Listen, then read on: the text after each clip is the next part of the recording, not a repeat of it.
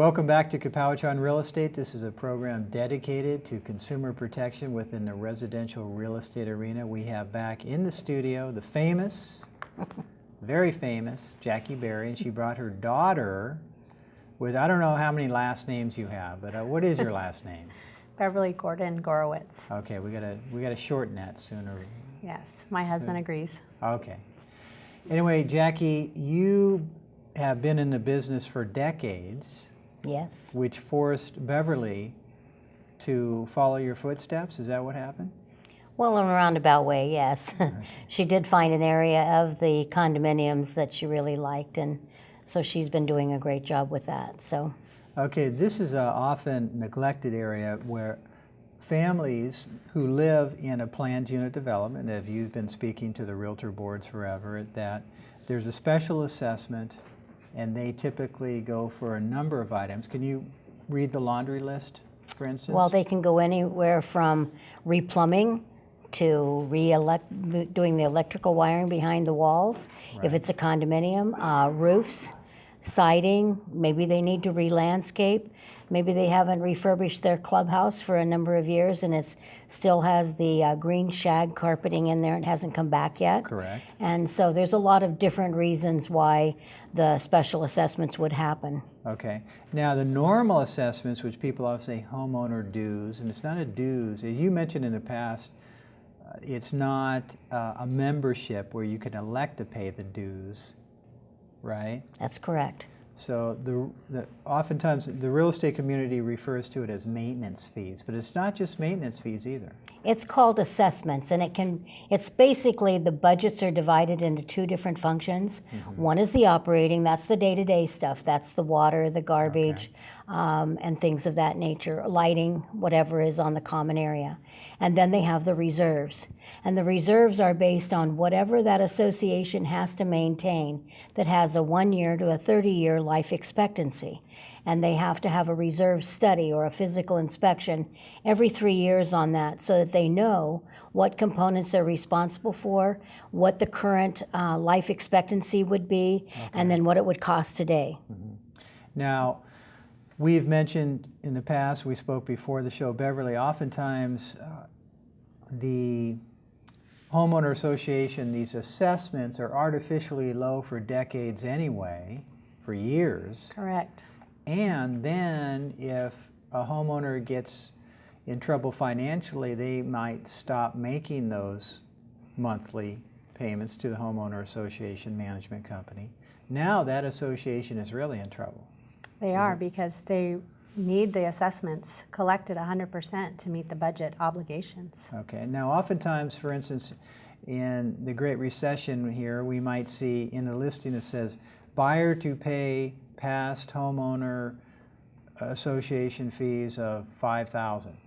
So that means that homeowner's been in that unit not paying month after month, running up a bill of $5,000 worth of past assessments. Correct. And what is a real misunderstanding is that it's a personal obligation of the owner that is owner of record at the time the assessments are levied. So they have to pay them, and if they don't, the association can sue them in small claims or superior court, depending on how much it is, or they can foreclose on the property. Okay, that's a good point, because I think Jacquie has mentioned this at her seminars, is that the real estate community as a whole probably feels that if the home goes into foreclosure, everything's wiped out and the management company is going to have to take that loss, or maybe the bank is going to pay it in a short sale transaction, but that's not the case? That's not the case. And that is a conversation our office has many times with agents all day, actually, in our escrow department.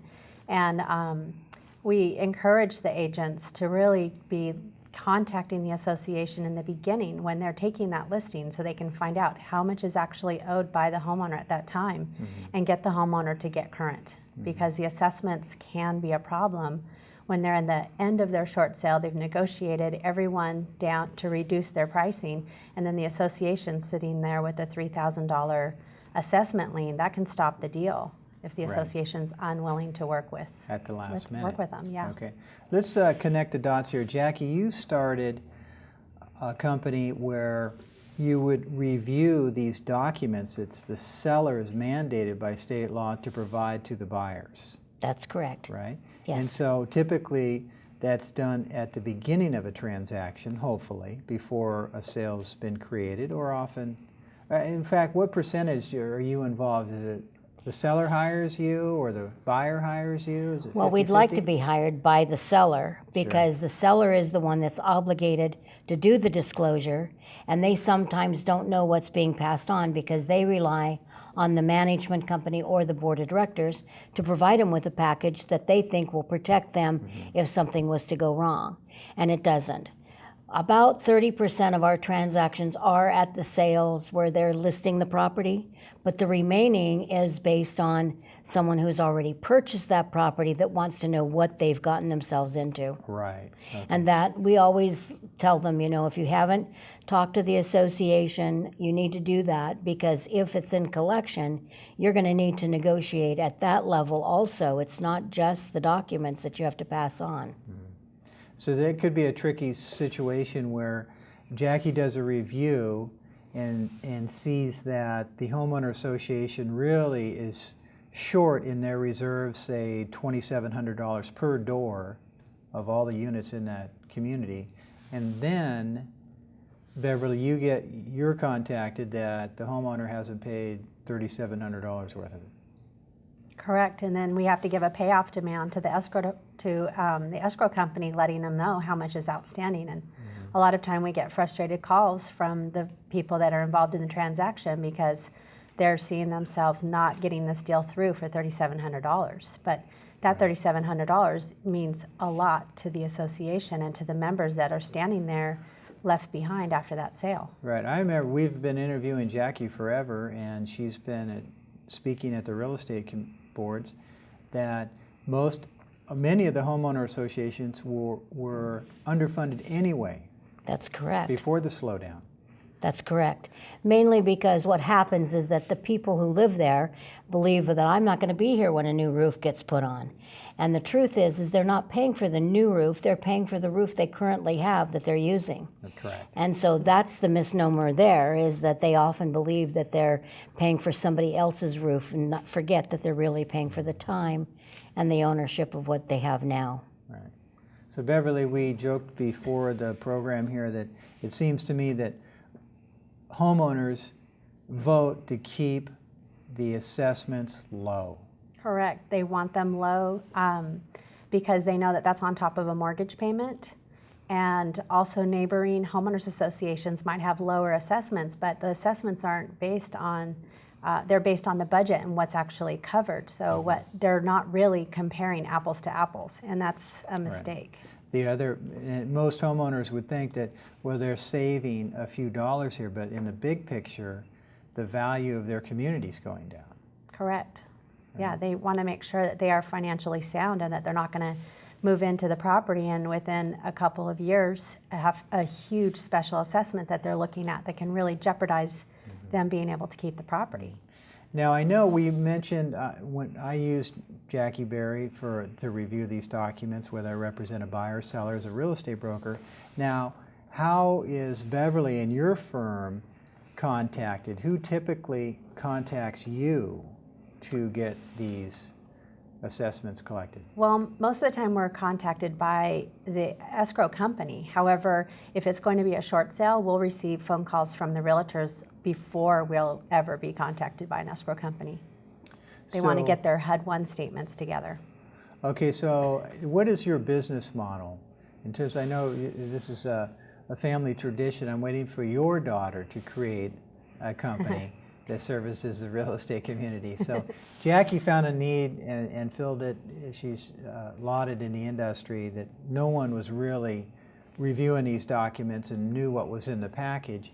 Now we go to assessments, where typically assessments just floundered, I think, and the homeowner association manager that has to be monitoring repairs is now involved in collections. Do they give that duty to you?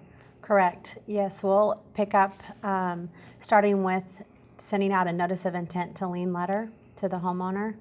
We encourage the association to have their management company send out a courtesy letter first. A lot of associations will send out billing statements, or if they send coupons, they'll follow up, and if there's missed payments, they'll send them a statement. But then we encourage at least one courtesy letter to the homeowner, notifying them of the delinquency and giving them a time period before they'll be turned over to our office for collection. Because when we start, we're starting with what all the legal requirements are for doing the collection and placing a lien on the property, starting with a notice of intent to lien and then actually placing a lien against the property. I see. So what is the time frame in terms of, do they have to be 90 days late or 30 days late? What is the time frame? Well, the association has a collection policy that they'll have in place, and they also use their legal documents to see what's if there's any requirements there. Okay. And from the legal documents, they base their collection policy. We see policies that'll have 45 days for them to be delinquent, but that's far too soon for them to come into an office of collection. And from my opinion, I'd like to see them at 90 days because they've had several months to remedy the situation of being delinquent and possibly having that courtesy notice first, having that time period, and then if that expires, then they send them over to our office. Okay. Now I know, Jackie, when you've looked at these documents that the seller has to provide to the buyer, you look on a preliminary title report That's correct. and go back and forth to the documents to match it up. If there's a notice to levy, how does that play out? Well, what I'm looking for in the preliminary title report is recordings, because a lot of times the association will restate their governing documents, the title company won't pick them up, and so we get them to correct their title. We're also looking for those liens that the homeowner association has on, because in the state of California, if you go into foreclosure with your bank, that pretty much wipes out the fact that they will not come back on you because we're a non-recourse state. However, with the liens for the association, that's not true. They don't have to release that lien unless it's paid off. So it can stay on that property even though the title companies will bond, what they call bond around it, that will still stay on there. So when that person maybe goes to try and get a second on their property or maybe refinance it, it could show up again. So it's like that little snake hiding in the grass that they don't really know about. And that is a personal obligation, like Beverlee was saying. So it doesn't get wiped out. It doesn't get taken off of that account until it gets paid. So that's something that I would say that the realtors really need to be looking at. The agents need to be asking that question of their client, have you paid your assessments? And with the time that we're in right now, the amount of time that it takes for a bank to foreclose, they can be very seriously underfunded by not having paid their assessment. So that's something that you're going to want to negotiate with that association or with the collection company. And the only things that they're really willing to negotiate, if Beverlee can correct me if I'm wrong, is basically late fees and penalties. They can't really give up those assessments because those are the funds that they need not only for the reserves but also for the day-to-day operation. Oh, that's a good point. And Jackie's mentioned this in the past. If there is $10,000 due, and I've seen this in a listing where buyer to pay $10,000 in past assessments, there might be $2,700 in there of late fees and penalties, correct? Correct. Right. And we encourage the association to look at resolving the matter and get the account paid through the escrow, but sometimes the board of directors aren't even willing to write off penalties, but most of them that we work with are willing to bring the account down, but they really are concerned about those regular assessments because that's going to pass on to all the buyers. If they come up short in their regular assessments, it's going to cause an increase for everybody else. Right, and it's going to be hard to get other transactions through. Correct. Right. So let's review again. If there is a delinquency and you file, where do you go to the county courthouse and file a? Right, we record them with the counties. Okay. And what is that name of that document? It's called a notice of assessment lien. And then how do you do it by computer nowadays? You send somebody down and wait in line? We send a courier. We print them from our office, and then we send couriers to the different counties to get them recorded. And they wait in line at the county courthouse and pay the fee and record it? Okay. Yeah. Now, nowadays that the county courthouses are probably computerized, does that show up the next day on that property? I'm or not sure. close to- I'm not sure how fast they're showing up on their records, but we get them back within a couple of days. And then you get confirmation that it's been Confirmation. recorded.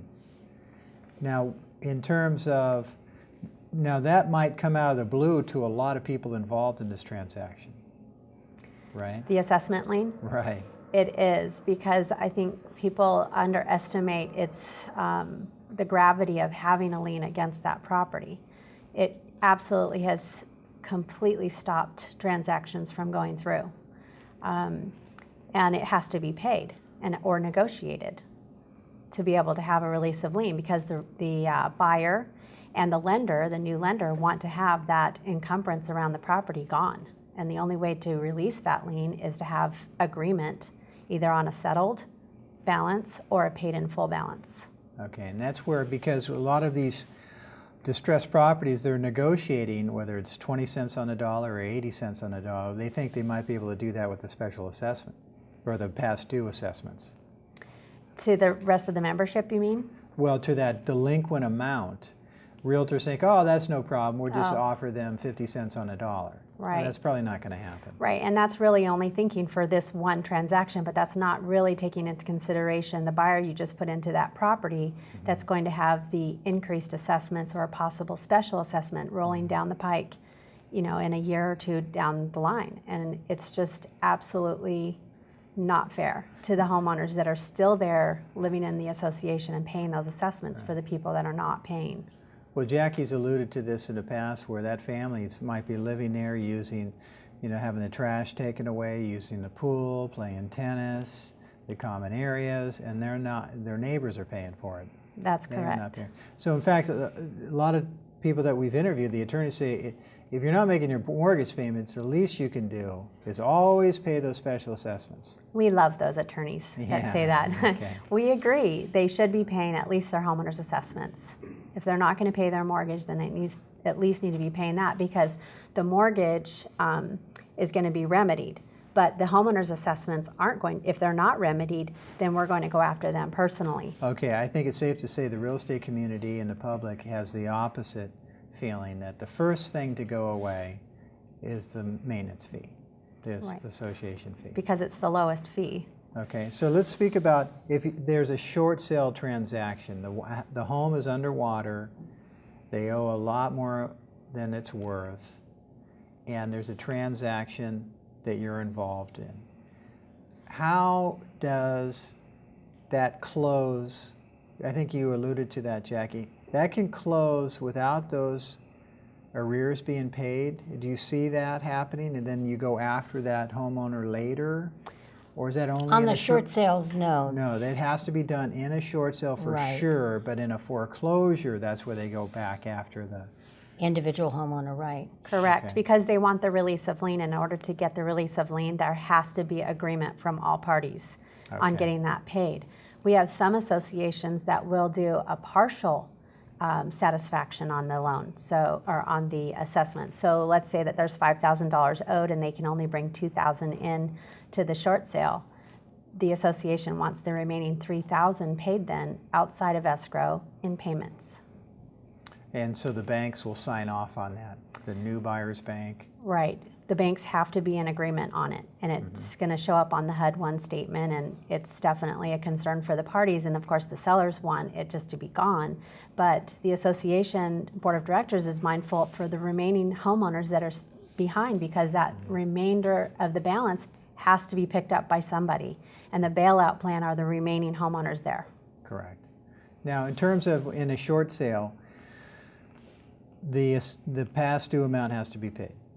Correct. What percentage do you see where the seller's bank pays it? 0, 50%? Not often. Not They want to pay pennies on the dollar, if anything. We wish the banks would step to the plate and really help these associations, because all they're doing is leaving a financial mess for the association members, and it skews their delinquencies. It increases, it forces these special assessments, And it really makes it more difficult for the lenders to come back around and to loan within these own projects that they're, you know, Right. foreclosing or Right. short selling. Right, Jackie's mentioned that in the past. Jacquie, when you see on a foreclosure, let's say the property's been foreclosed, and that, let's say $5,500 in past dues were not, past assessments were not paid.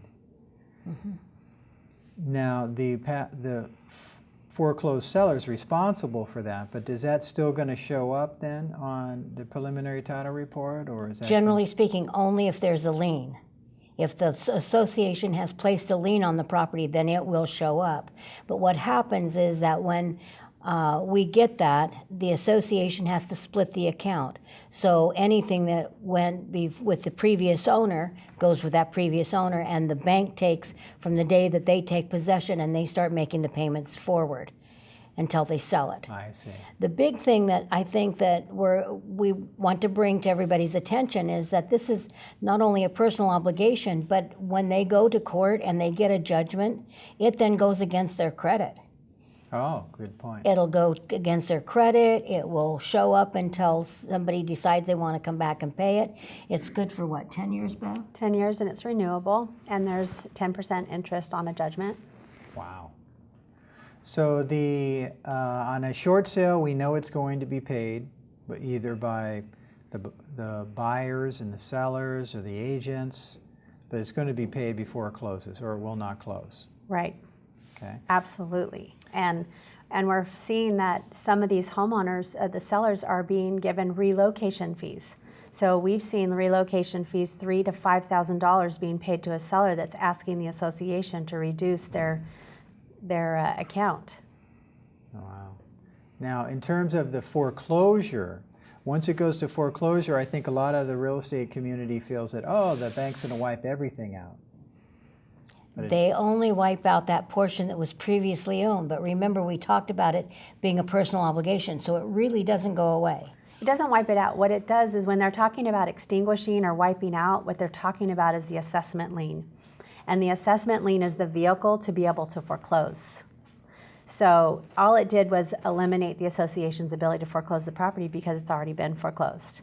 But the personal obligation remains alive and ready to collect on the past seller. on the past due assessments. But the bank now has a new life with that property That's right. and can sell it free and clear They can. and start with a new buyer. Yes. Okay.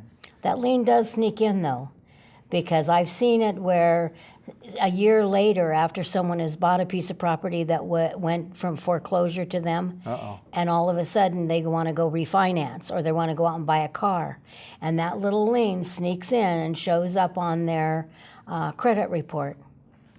So Well, the lien's not showing up on the credit report. The lien is wrapped around the property, and what happens is that the lien will stay on the property because according to the law, the association's only required to release a lien if it's paid in full. And a foreclosure extinguishes the lien, but it's not paid in full, so we leave the lien on the property. We don't release the lien. So it'll stay there until the past seller pays it off. Correct. Or it's negotiated with that past seller, or if the buyer wants to pay the bill to get the release of lien formally taken off. But as Jackie said, the title companies can bond around that lien, and they can get their property transactions through by doing that. Now, what typically in the transaction, if a transaction's 30 days or 40 days, do you get involved in the last 5 days, or what percentage are you usually at the beginning of the transaction instead of the end of it? Well, we're not seeing transactions close that fast, and Well, that's true on a short sale. oh It'd be a my long gosh, one, yeah. I'm they thinking last on- a long time, That's and they true. go through sometimes several buyers. So it takes time. We don't usually get contacted unless the real estate agent is keen on the assessments and they know what's happening and they want to put it on their HUD-1 statement. So whenever that transaction takes place for the agents is when we'll usually get a phone call. Okay, that brings up a good point, because nowadays agents are trying to get a HUD-1 statement. That's the Housing and Urban Development form, the federal form, from the escrow company to provide to the bank, Correct. right? And so once that's a mechanism where now they have to talk to the homeowner association and find out, oh, how much do they owe? And Right. then that's when they find out? Yes, and that's when they find out, and then they get a little upset if it's a high amount, but some homeowners are in the association not paying for several years. And the association is just wondering, when is the bank going to foreclose? What's going on? There's a lot of board meetings that are taking place where they're continually talking about the same properties and waiting and monitoring those lender foreclosures. We do that for them. We'll monitor those for them, but we're seeing notice of defaults recorded and them expiring after a year and not having any sale transaction taking place.